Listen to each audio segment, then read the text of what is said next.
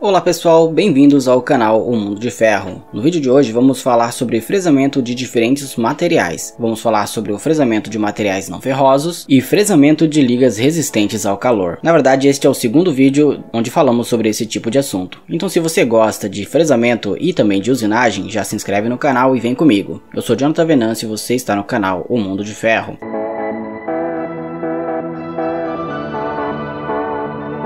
Bem-vindos ao canal O Mundo de Ferro. Vamos começar falando então sobre o fresamento de materiais não ferrosos. Os materiais não ferrosos não incluem apenas o alumínio, mas também incluem o magnésio, cobre e ligas à base de zinco. A usinabilidade difere principalmente de acordo com o teor de silício. O alumínio hipoeutético é o mais comum, com o teor de silício inferior a 13%. Vamos então falar um pouquinho sobre o alumínio com teor de silício inferior a 13%. A classificação desse alumínio está em N1.1 até N1.3. O principal critério de desgaste é a aresta postiça, ou abrasão nas arestas, que levam à formação de rebarbas e problemas de acabamento superficial. A boa formação e o escoamento adequado dos cavacos são fundamentais para evitar marcas de arranhões na superfície da peça. Algumas recomendações para a usinagem desse tipo de material: use as pastilhas com ponta PCD e aresta viva e polida para boa quebra de cavacos e resistência a arestas postiças. Escolha geometrias de pastilhas positivas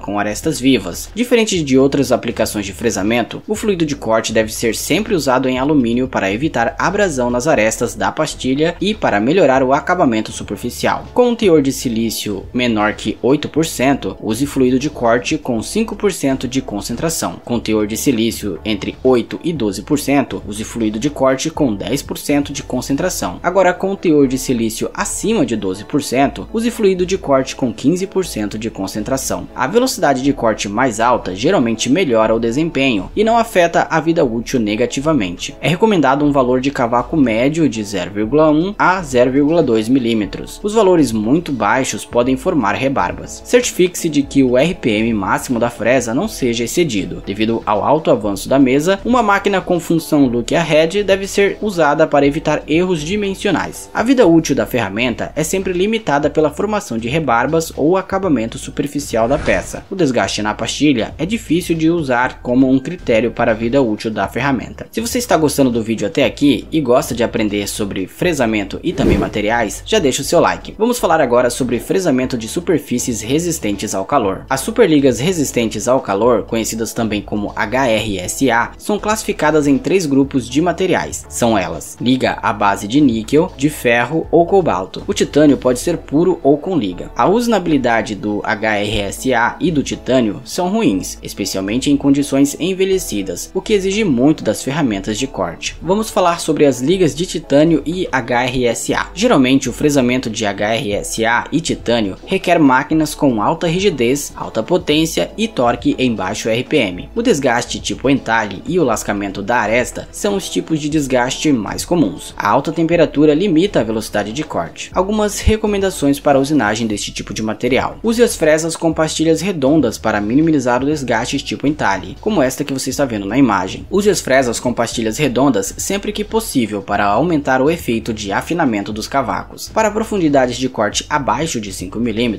o ângulo de posição deve ser inferior a 45%. Na prática, uma pastilha redonda com saída positiva é recomendada. A precisão da fresa nas direções radial e axial é essencial para manter a carga sobre o dente constante e uma operação suave, além de evitar a falha prematura em dentes individuais da fresa. A geometria da aresta de corte deve ser sempre positiva, com uma circunferência de aresta otimizada para evitar a adesão de cavacos no ponto onde a aresta sai do corte. A quantidade de dentes de corte efetivamente em corte durante o ciclo de fresamento deve ser o maior possível, mais dentes engajado o possível. Isso propiciará boa produtividade em condições estáveis. Neste caso, então, use fresas com passo extra fino. Neste gráfico ou imagem que você está vendo na sua tela, mostramos um paralelo com relação à vida útil. Veja que quanto maior o Z, mais a barra amarela cresce, gerando então assim uma vida útil maior. Agora, quando você coloca um pouquinho mais de AP, você percebe que você reduz um pouco mais a vida útil. Quando você coloca um pouquinho mais de avanço por dente, FZ, você reduz ainda mais a vida útil. Quando você coloca uma profundidade radial de corte um pouco maior, um AE maior, você reduz ainda mais a vida útil. E com uma velocidade de corte maior, você também reduz ainda ainda mais a vida útil de corte. Você pode mexer nesses parâmetros para conseguir o maior equilíbrio possível, o melhor equilíbrio possível, e assim maximizar a sua produtividade. As mudanças têm impactos diferentes na vida útil da ferramenta, e como vimos nesta tela, a velocidade de corte tem um impacto mais significativo. Quanto ao fluido de corte e refrigeração na usinagem de HRSA e titânio. Diferentemente do fresamento da maioria dos materiais, a refrigeração é sempre recomendada para auxiliar a remoção dos cavacos, controlar a temperatura na aresta de corte e evitar o recorte dos cavacos. A refrigeração em alta pressão, aplicada através do fuso ou da ferramenta, é sempre recomendada em vez da refrigeração externa em baixa pressão. A exceção é, o fluido de corte não deve ser aplicado no fresamento com pastilhas de cerâmica devido ao choque térmico. A pastilha vai estourar, não adianta. O fluido de corte fornecido através das fresas é vantajoso quando usar pastilhas de metal duro. Agora, o desgaste da pastilha ou da ferramenta. As causas mais comuns da falha de ferramenta e acabamento superficial ruim são o desgaste tipo entalhe, o desgaste excessivo do flanco e o microlascamento da aresta de corte. A melhor prática é indexar as arestas de corte regularmente para assegurar um processo confiável e assim desgastar todas ao mesmo tempo. O desgaste de flanco ao redor da aresta de corte não deve exceder 2 décimos para uma fresa com ângulo de posição de 90 graus ou um máximo de 3 décimos para pastilhas redondas. Veja agora na sua tela uma imagem mostrando o desgaste típico de uma pastilha que usinou titânio ou HRSA. Agora vamos falar sobre fresas com pastilhas de cerâmica para desbaste de HRSA. Com frequência, o fresamento com cerâmica trabalha a 20 a 30 vezes a velocidade do metal duro, embora em faixas de avanço mais baixas, que resultem em altos ganhos de produtividade, maior velocidade de corte, porém menor avanço. Devido ao corte intermitente, esta é uma operação muito mais fria que o torneamento, por isso, velocidades de 700 a 1000 metros por minuto durante o fresamento são adotadas em comparação com os 200 a 300 mm